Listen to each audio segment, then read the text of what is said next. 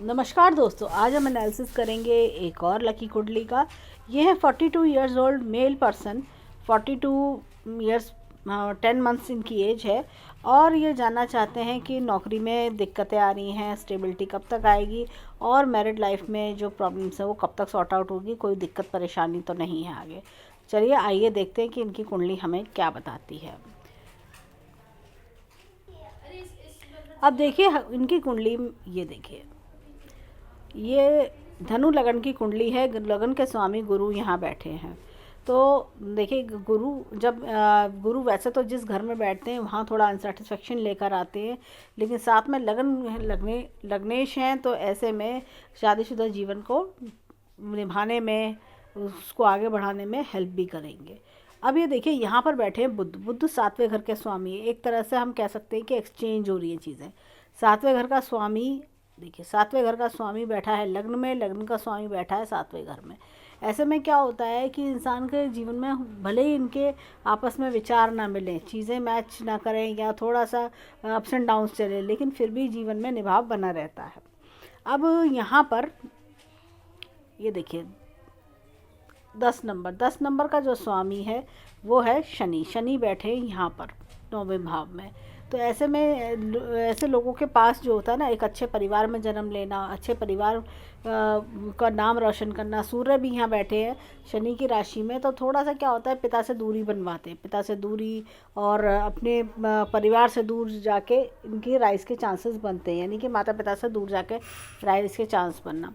शुक्र यहाँ बैठे हैं। शुक्र हमेशा क्या होता है कि सुख सुविधा के साधन बढ़ाते हैं। सुख सुविधा के साधन, अच्छी लग्जरियस लाइफ, अच्छा बैंक बैलेंस, अच्छे प्रॉपर्टीज़, ये सारी चीज़ें करवाते हैं। अब ये देखिए यहाँ पर अगेन शनि की राशि है, तो यहाँ बैठे शनि ये 9वें भाव में। तो इंसान के जीवन में ग्रोथ सक्सेस थोड़ी धीमे धीमे आती है, लेकिन काफ़ी अच्छे राइज ये कर जाते हैं। दूर रह के बेसिकली इनकी जो है सक्सेस आती है, बर्थ प्लेस से दूर रह के। अब ये इस समय विदेश में है, तो इसलिए इनकी सक्सेस भी दूर रह के दिखाई दे रही है। अब इनके जीवन में अगर हम देखें परेशानी क्यों आ रही गृहस्थ जीवन में, जब भी केतु और राहु इस तरह से बैठते हैं तो गृहस्थ जीवन को भी दिक्कत देते हैं। गृहस्थ जीवन के घर को देख रहे हैं, दिक्कत देते हैं। तो अब ये देखिए गुरु यहाँ पर जैसे हमने देखा 7वें घर के स्वामी को देख रहा है, तो ये देखिए गुरु यहाँ 7वें घर के स्वामी को जब देख रहा है, तो ऐसे में डिवोर्स की सिचुएशन तो मुश्किल है। डिवोर्स इतनी आसानी से नहीं होता ऐसे लोगों का, लेकिन ये समय समय पर परेशान करते रहते हैं। राहु केतु मन को चलाते रहेंगे, मन को दिक्कत दिलाएंगे, अनसेटिस्फेक्शन दिलाते रहेंगे और दिमाग इधर उधर भागता रहेगा कि चीज़ें जैसे होता है ना, मन चाहिए ए, अगर पत्नी ने कहा ए तो पति कहेगा बी, इस तरह का प्रॉब्लम्स होना, इस तरह की चीज़ें, मन के विचार कम मिलना, आपस में मतभेद रहना, वो सारी चीज़ों का प्रॉब्लम्स या अननेसेसरी मिसअंडरस्टैंडिंग्स करवाता है। यहाँ पर अब देखें तो ये 5वें घर का स्वामी जो है ये मंगल बैठे हैं यहाँ पर। मंगल बैठे हैं अपनी नीच राशि में। ऐसे में क्या होता है कि ऐसे लोग क्या होता है अपने थोड़ा और अष्टम भाव में बैठते हैं, तो सीक्रेटिव नेचर होना, जल्दी से किसी से ओपन नहीं होना, कई बार ये सब चीज़ें भी देखी जाती हैं। और मंगल जब 8वें घर में बैठता है तो इंसान को मांगलिक बनाता है, तेज़ मांगलिक बनाता है। तो होता क्या है कि ऐसे लोगों का गुस्सा कभी कई बार जैसे होता है कि ऐसे लोग के आसपास इस तरह के लोग ज़्यादा होते हैं जो इनको एक्साइट करते हैं, गुस्सा दिलाते हैं। तो ये लोग चाह के भी कई बार अपना गुस्सा कंट्रोल नहीं कर पाते। मुझे सोचते हैं कि हम गुस्सा ना करें, हम शांत रहें, शांत रहते भी हैं, लेकिन आसपास के लोगों के व्यवहार की वजह से कई बार इनको इरिटेशन, गुस्सा भी आ जाता होगा और उसकी वजह से इनका खुद का नुकसान भी हो जाता होगा। अब ये देखिए 6ठे भाव का स्वामी शुक्र बैठे हैं यहाँ पर। शुक्र दूसरे भाव में बैठे हैं, अपने शत्रुओं को पराजित करते हुए आगे बढ़ना, इस तरह का स्वभाव दिखाई देता है।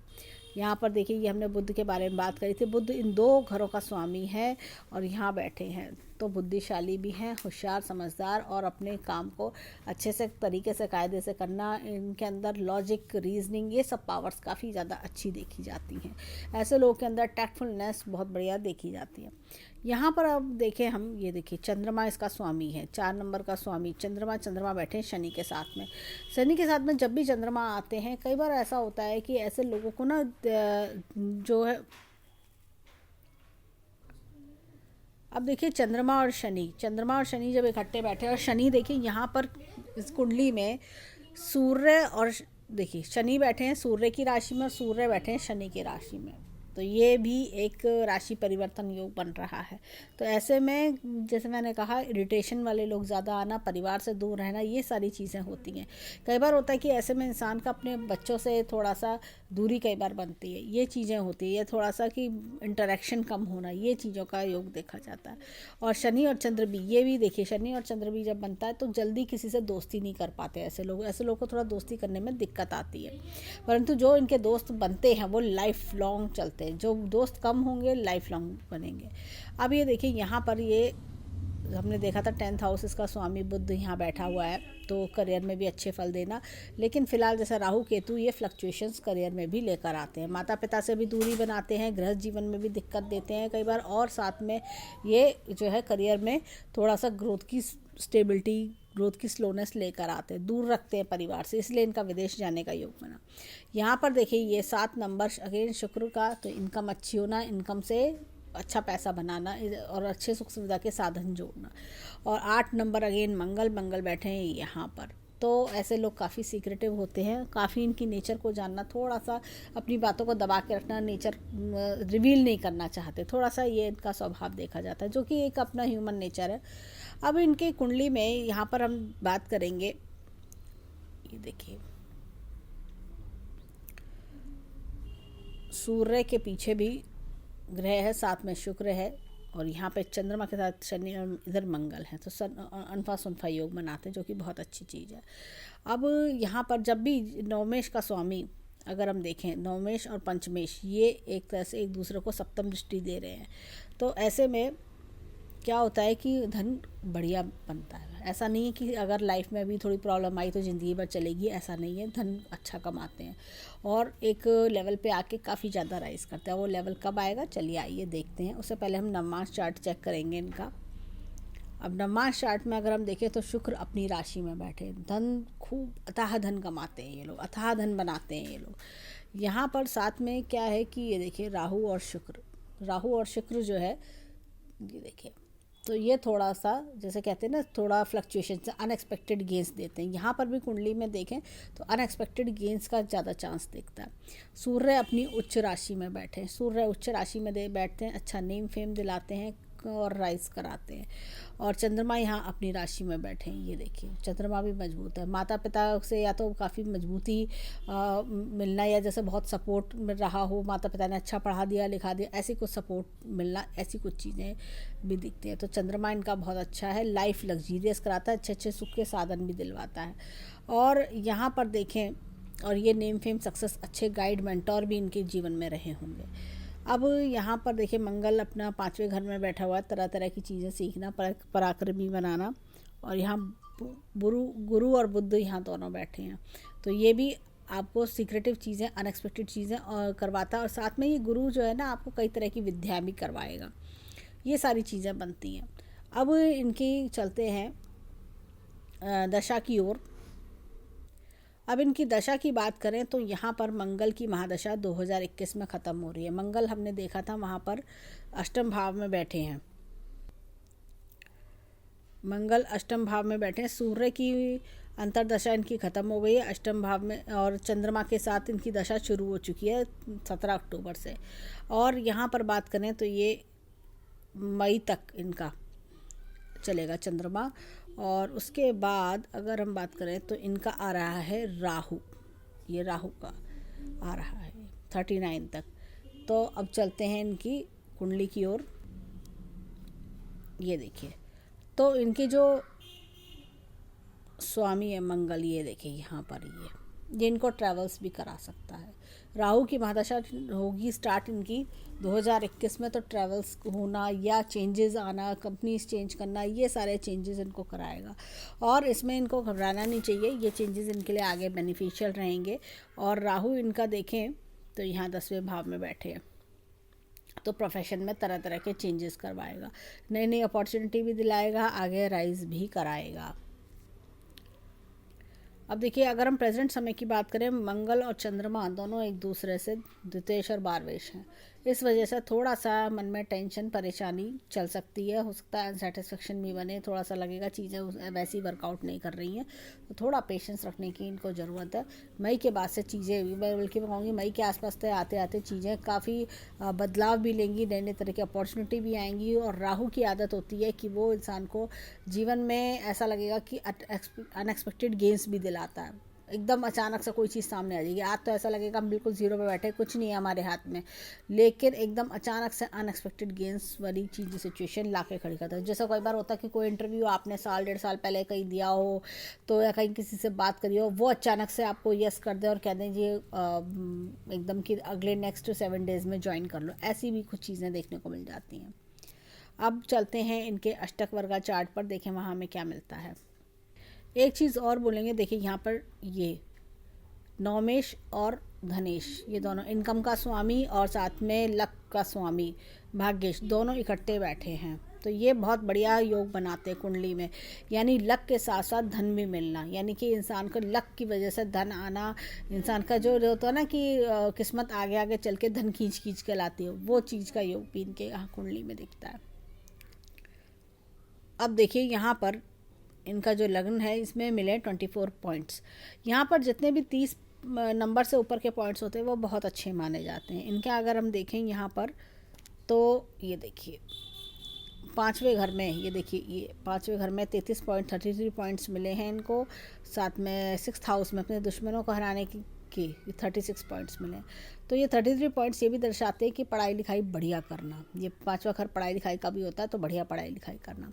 यहाँ पर देखें तो इनका 11वां घर में भी इनकम का स्थान बहुत बढ़िया है इनका, तो अच्छी इनकम करना, सबसे ज़्यादा पॉइंट्स यही हैं 38 पॉइंट्स। और खर्च करने का योग भी अच्छा बनाता है, जब इनकम होगी तो बढ़िया खर्च भी कर पाएगा आदमी। तो ये सारी चीज़ें इनके कुंडली में दिखती हैं। अब चलते हैं वर्षफल की ओर, देखें वर्षफल हमें क्या दिखाता है। अब देखिए यहाँ पर मूंथा राशि है 10वें घर में, मूंथा राशि, इसलिए इसको इफेक्ट कर रही है। राहु और केतु साथ में बैठे हैं, तो करियर में अप्स एंड डाउन्स देखना, परेशानी दिक्कत देखना। ये देखिए जनवरी 2020 से जनवरी 2021, एक बर्थडे से दूसरे बर्थडे तक के समय की बात करेंगे। और यहाँ पर लगन का स्वामी बैठा है बुध, यहाँ पे सूर्य बुध का बुध आदित्य योग बन रहा है, और साथ में शनि भी बैठे हैं। इंसान के पास टैलेंट स्किल्स इन्हेंस करने के अच्छे मौके आते हैं, अपने टैलेंट स्किल्स ग्रो करते हैं, लेकिन साथ में क्या होता है चीज़ें बहुत स्लो चलती हैं। और शनि अपनी राशि में बैठ गए, सूर्य भी साथ में, तो बहुत स्लो चीज़ों का चलना, ऐसा लगेगा कि चीज़ें फास्ट चली नहीं रही, अपॉर्चुनिटीज़ हाथ से निकले जा रही हैं, या चीज़ें कोई इंसान ने जैसा होता है कि कहीं इंटरव्यू दिया तो वो बात वहीं की वहीं चुप हो गई, बिल्कुल बंद हो जाना, ये चुप लगा जाना, ऐसे कुछ चीज़ें, या फाइनल में स्टेज पे बात बनते बनते रुक जाना।